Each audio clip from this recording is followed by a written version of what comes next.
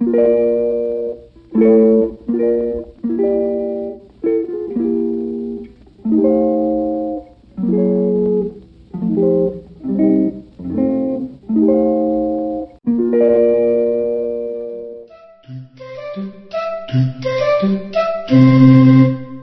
Tale of Ginger and Pickles by Beatrix Potter.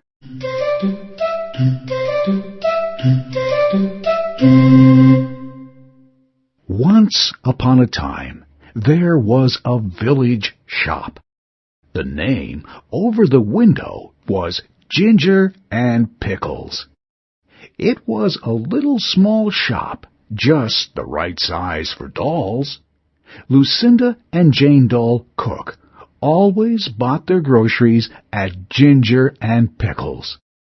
The counter inside was a convenient height for rabbits. Ginger and Pickles sold red spotty pocket handkerchiefs at a penny 3 farthings.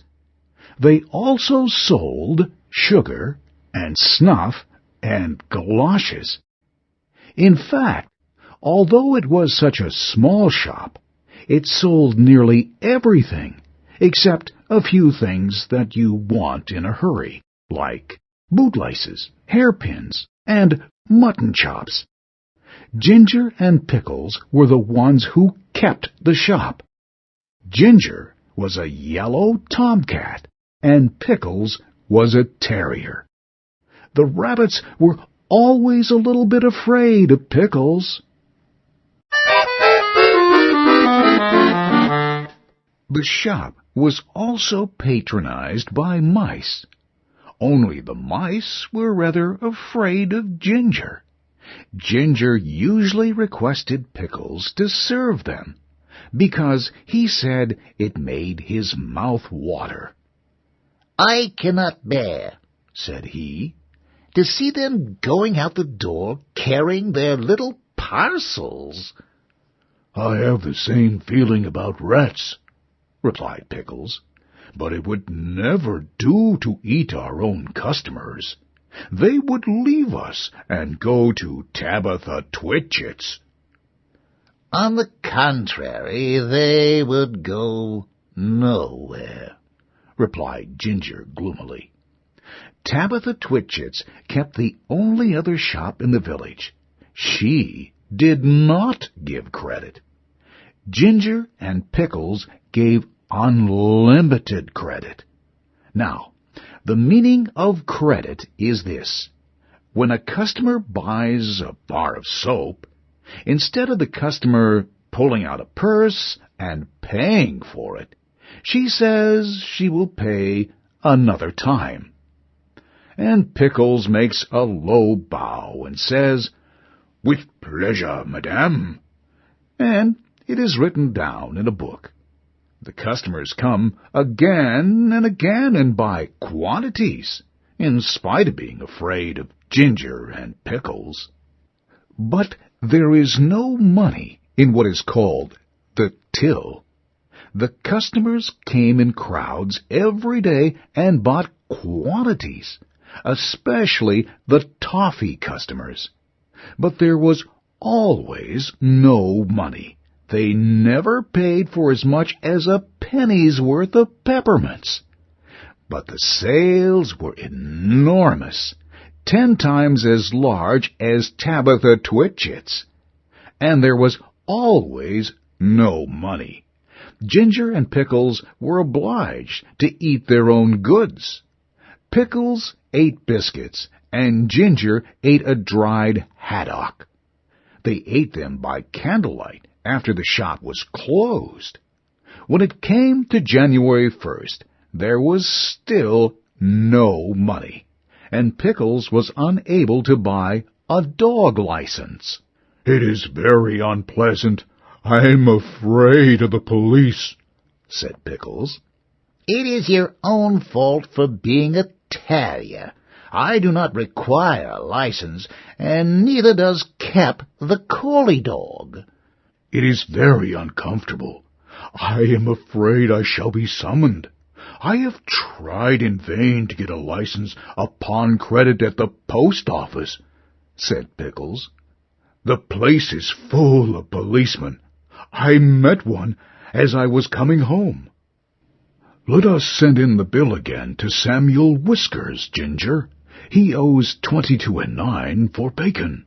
"I do not believe that he intends to pay at all," replied Ginger. "And I feel sure that Anna Maria pockets things.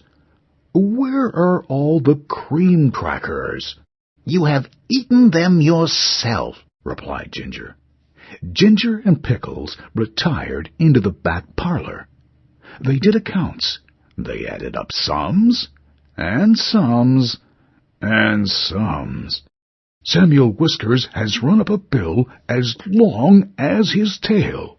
He has had 1.75 ounces of snuff since October.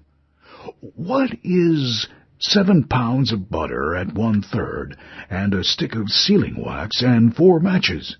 "Send in all the bills again to everybody with comps," replied Ginger.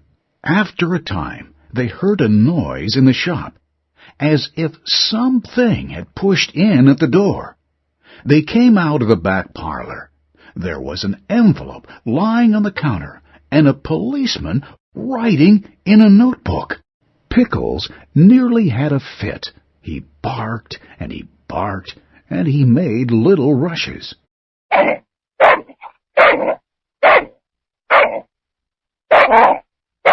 "Bite him, Pickles! Bite him!" spluttered Ginger behind a sugar barrel. "He's only a German doll." The policeman went on, writing in his notebook. Twice he put his pencil in his mouth, and once he dipped it in the treacle. Pickles barked till he was hoarse, but still the policeman took no notice. He had bead eyes, and his helmet was sewed on with stitches. At length, on his last little rush, Pickles found that the shop was empty. The policeman had disappeared, but the envelope remained. "Do you think he has gone to fetch a real live policeman? I'm afraid it's a summons," said Pickles. "No," replied Ginger, who had opened the envelope. "it is the rates and taxes. £3, 1911 3/4. "This is the last straw," said Pickles. "Let us close the shop." They put up the shutters and left, but they had not removed from the neighborhood. In fact, some people wish they had gone further. Ginger is living in the Warren.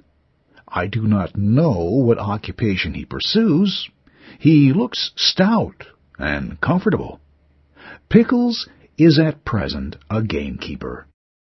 The closing of the shop caused great inconvenience. Tabitha Twitchit immediately raised the price of everything a halfpenny, and she continued to refuse to give credit. Of course, there are the tradesmen's carts, the butcher, the fishman, and Timothy Baker.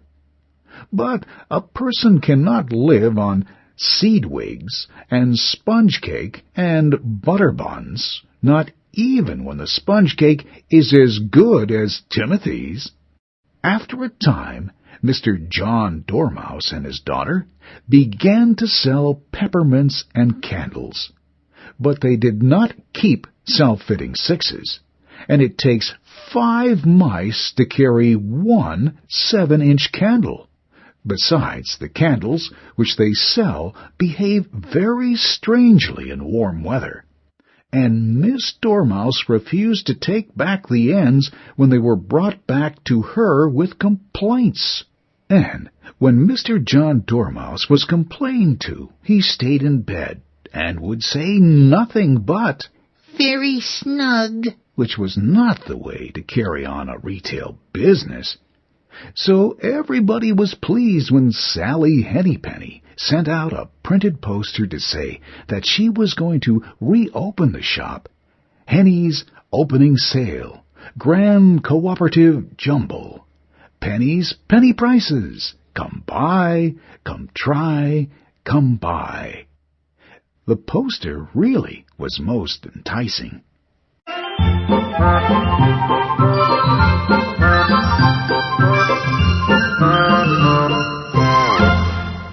There was a rush upon the opening day. The shop was crammed with customers, and there were crowds of mice upon the biscuit canisters. Sally Hennypenny gets rather flustered when she tries to count out change, and she insists on being paid cash, but she is quite harmless, and she has laid in a remarkable assortment of bargains. There is something to please everybody.